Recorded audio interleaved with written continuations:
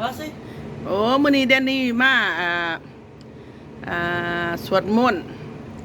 มื้อสวดมนต์เข้าพรรษามื้ออื่นเอ้าแดนนี่ว่าจะ say something สบายดี today we went to the temple yeah เซินเด้อมื้ออื่นมาตักบาตรน้ำแดนนี่โอ้ครอบครัวเฮาไปซื้อเอาน้ำ10แก๊สอย่างละ5แก๊สน้ำออสการ์แนวละ5แก๊สกับน้ำนี่5แก๊สแล้วก็จานเอามาเทศบุญเขาพรรษามาเด้อพี่น้องผาไตต้นกระเพาะกระพึกผาไตจีวรผู้ใดจะโฆษณางานบุญเขาพรรษาตักบาตรมื้ออื่นจักหน่อย7 โมงปลายนี่แหละ7 โมงปลายเพอสิมีสวดมนต์ว่าซั่นบ่ผู้ใดอยากเป็นศรัทธาเทียนเขาพรรษาโอ้งามเทียนใหญ่นะเพิ่นมีอันนั้นแล้วเทียนหน่อย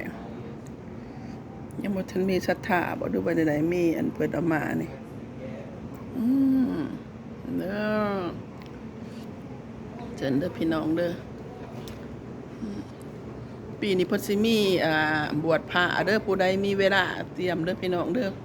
มาบวชพระนำเพิ่นวัดลาวสิริมงคลวัดอาจารย์สุดใจเพิ่นกำลังเฮ็ดมานี่กำลังสร้างแป้งวัดแป้งว่าให้มันเป็นตนาอยู่นะภาคหน้าเศร้าให้แม่ออกแม่ต้นหรือว่าสัตว์ย่ามมาปฏิบัติถอกปฏิบัติธรรมมันนี่ก็เป็นครูบาอาจารย์เพิ่นนี่ไอเดียเพิ่นเป็นผู้เฮ็ดเพิ่นก็สิมีแนวนี้นี่โตหน่อยๆนี่ก็อาจารย์เพิ่นเป็นผู้เฮ็ดไอเดียเพิ่นได้ใหม่คนบริจาคใหม่มาแล้วก็ได้เพิ่นก็ได้มาเฮ็ดแนวนี้นี่ก็สิเป็นแนวนี้พี่น้องงามบ่พี่น้องงามบ่แบบนี้เพิ่นก็เตรียมนี่แล้วเอ้า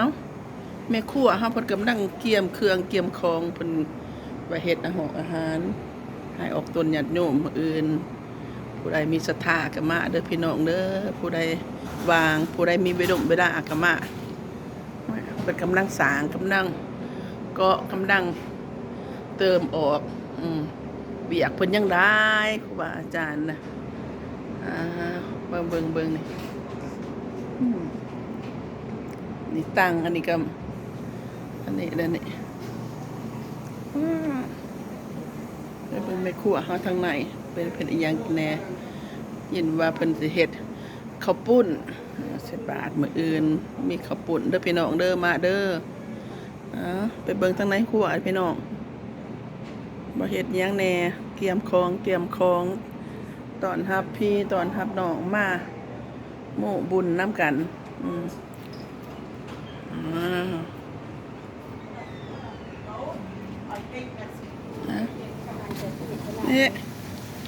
นี่ก็ไม่คั่ว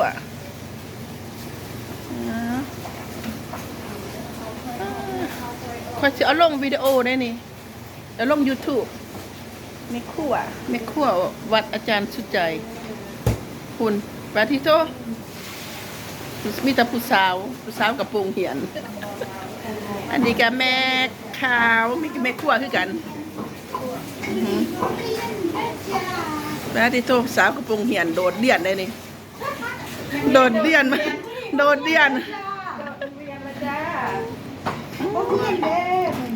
คุณมาเด้อมากินตำมักชัวอยู่วัดอาจารย์สุดใจมาเด้อพี่น้องโอเคพี่น้องซันเดอร์มื้ออื่นมื้ออื่นเขาพรรษาอยู่ทางนี้โอ้เสียงปุกเป็นตะทุกแตกการพี่น้องบัวได้ยินโคกแตกคอยยุพีเด้อแม่ครัวคอยยุพีเว้ยเวที่2ได้หนังตั้งแต่ที่เห็นกระโปกกระปากยามบ่ได้นี่บ่